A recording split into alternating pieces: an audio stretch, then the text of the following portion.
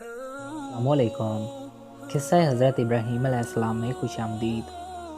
تاریخی کتب میں ہے کہ جب حضرت ابراہیم علیہ السلام کو آگ سے صحیح سلامت واپس آتے لوگوں نے دیکھا تو نمرود اور اس کے لوگ بڑے حیران ہوئے اور پریشان بھی۔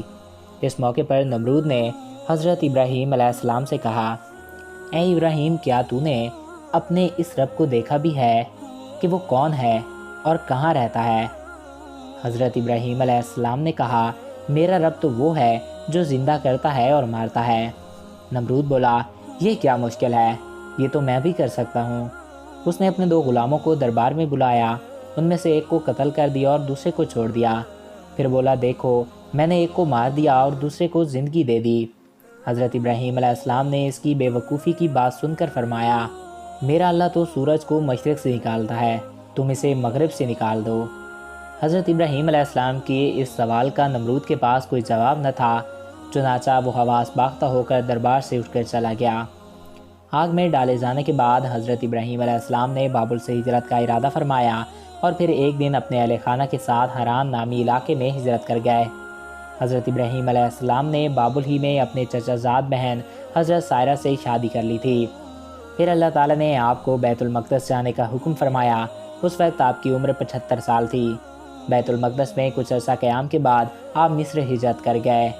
حضرت ابراہیم علیہ السلام جس وقت مصر پہنچے تو وہاں پر فرعون کی حکومت تھی اور عمرو بن ارمرتی القیس وہاں کا فرعون یعنی کہ بادشاہ تھا، جو نہایت ہی عیاش، ظالم اور جابر تھا۔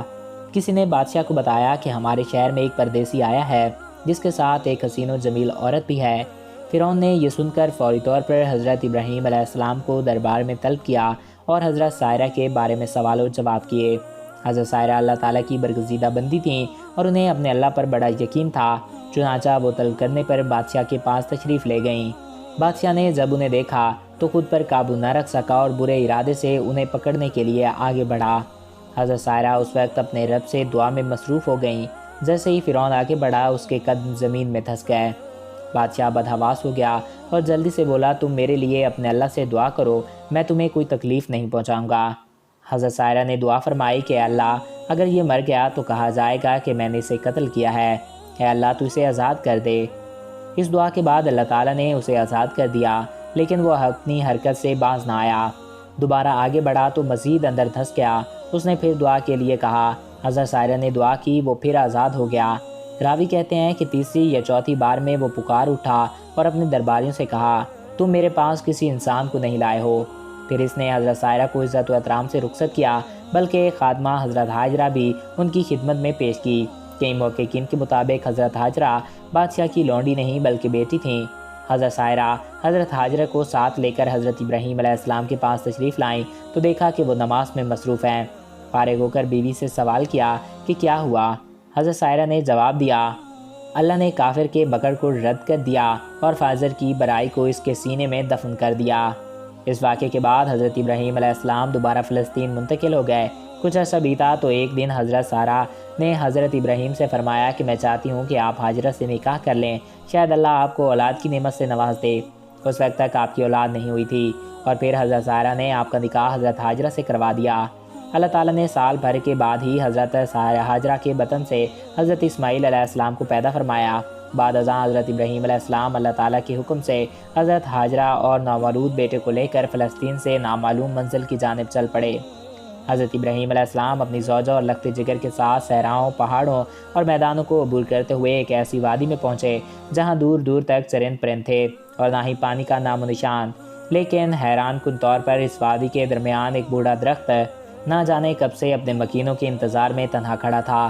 حضرت ابراہیم علیہ السلام نے اہلیہ کو دودھ پیتے معصوم جان جگر سمیت درخت کے نیچے بٹھایا، کھجور کا تھیلا اور پانی کا مشکیزہ پاس رکھا اور کچھ کیے بغیر واپسی کے لیے پلٹے۔ حضرت ہاجرہ نے جب یہ دیکھا تو لپک کر دامن پکڑ لیا اور بولیں، اے ابراہیم، ہمیں اس دشت بیاباں میں چھوڑ کر کہاں جا رہے ہو؟ حضرت ہاجرہ کے بار بار فریاد کرنے پر بھی آپ خاموش رہے تو انہوں نے عرض کیا، اے ابراہیم، کیا یہ اللہ کا حکم ہے؟ آپ نے فرمایا، ہاں۔ حضرت ہاجرہ نے یہ سنا تو بڑے یقین اور اعتماد کے ساتھ فرمایا، پھر ہمارا پروردگار ہمیں ضائع نہیں فرمائے گا۔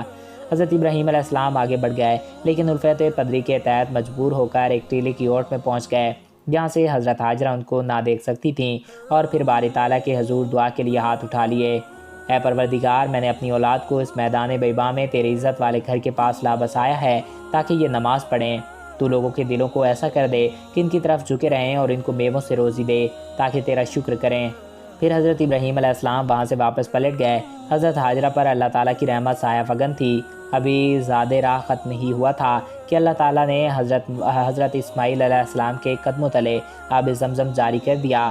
حضرت عبداللہ بن عباس رضی اللہ تعالیٰ عنہ سے مروی ہے کہ نبی کریم صلی اللہ علیہ وآلہ وسلم نے فرمایا، اللہ پاک حضرت اسماعیل علیہ السلام کی والدہ پر رحمت فرمائے، اگر وہ پانی سے چلو نہ بھرتیں، اسے بہنے دیتیں تو وہ ایک بہتے ہوئے چشمے کی صورت اختیار کر لیتا۔ حضرت ابراہیم علیہ السلام کو اللہ تعالیٰ نے اپنی عزیز ترین شے قربان کرنے کا حکم دیا۔ یہ خواب آپ کو کئی دن تک لگاتار نظر آتا رہا تو آپ سمجھ گئے کہ اللہ تعالیٰ بیٹے کی قربانی کا کہہ رہے ہیں۔ حدیث مبارکہ میں ہے کہ انبیاء کے خواب بھی وہی ہوتے ہیں۔ چنانچہ آپ نے مکہ مکرمہ جانے کا قصد فرمایا اور صاحبزادے کو اپنا خواب سنایا۔ اللہ عز و جل قرآن کریم میں فرماتا ہے، اور جب وہ اس کے ساتھ دوڑنے کی عمر کو پہنچا تو ابراہیم نے کہا، بیٹا میں خواب میں دیکھتا ہوں کہ گویا تم کو ذبح کر رہا ہوں، تو تم سوچو کہ تمہارا کیا خیال ہے؟ انہوں نے کہا، ابا جان، آپ کو جو حکم ہوا ہے وہی کیجئے، اللہ نے چاہا تو آپ مجھے صابرین میں پائیں گے۔ جب دونوں نے حکم مان لیا اور باپ نے بیٹے کو ماتھے کے بل لٹا دیا تو ہم نے ان کو پکارا کہ اے ابراہیم، تم نے خواب سچا کر دکھایا، ہم نیکوکاروں کو ایسا ہی بدلہ دیا کرتے ہیں۔ بلا شبہ یہ سری آزمائش تھی اور ہم نے ایک بڑی قربانی کو ان کا فدیہ بنا دیا اور پیچھے آنے والوں میں ابراہیم کا ذکر خیر باقی چھوڑ دیا۔ ابراہیم علیہ السلام پر سلام ہو، نیکوکاروں کو ہم ایسا ہی بدلہ دیا کرتے ہیں۔ حضرت ابراہیم علیہ السلام کی قربانی بارگاہ خداوندی میں قبول ہوئی اور ان کی سعادت مند اور فرمانبردار بیٹی کی جگہ جنت سے بڑی آنکھوں اور سفید رنگ کا ایک خوبصورت مینڈھا ذبح ہوا۔ اللہ تعالیٰ نے اس عظیم قربانی کو رہتی دنیا کے لیے جاری کر دیا۔ حضرت اسماعیل کو خراج تحسین پیش کرتے ہوئے علامہ اقبال نے فرمایا، یہ فیضان نظر تھا یا کہ مکتب کی کرامات تھیں، سکھائے کس نے اسماعیل کو آداب فرزندی۔ حضرت ابراہیم علیہ السلام کی اہلیہ حضرت سارہ کا انتقال 127 برس کی عمر میں ہوا۔ حضرت ابراہیم علیہ السلام نے ان کی تدفین سرزمین کنعان کی بستی ہیبرون میں کی۔ انتقال کے وقت حضرت ابراہیم علیہ السلام کی عمر کتابوں میں 175 سال تحریر ہے۔ اہل کتاب نے حضرت ابراہیم علیہ السلام کے پاس ملک الموت کے آنے کے بہت سے قصے نقل کیے ہیں، جن کی تفسیر بہت زیادہ طویل ہے اور ان میں بہت زیادہ تضاد بھی ہے۔ تو دوستوں، آئی ہوپ آپ کو یہ ویڈیو پسند آیا ہوگا اور آپ کی معلومات میں اضافہ ہوا ہوگا۔ اگر آپ کو ہمارا یہ ویڈیو پسند آیا اور آپ کی معلومات میں اضافہ ہوا ہے تو ہمارے اس یوٹیوب چینل کو سبسکرائب کریں اور ساتھ موجود بیل کے آئیکن کو پریس کریں تاکہ ہمارے ہر نئے آنے والے ایسے ہی معلوماتی، دلچسپ اور انفارمیٹیو ویڈیوز آپ کو بر وقت اور بآسانی ملتے رہا کریں۔ اور اگر آپ کسی بھی ٹاپک پہ ویڈیو دیکھنا چاہتے ہیں تو کمنٹ باکس میں اپنی رائے سے آگاہ کر سکتے ہیں۔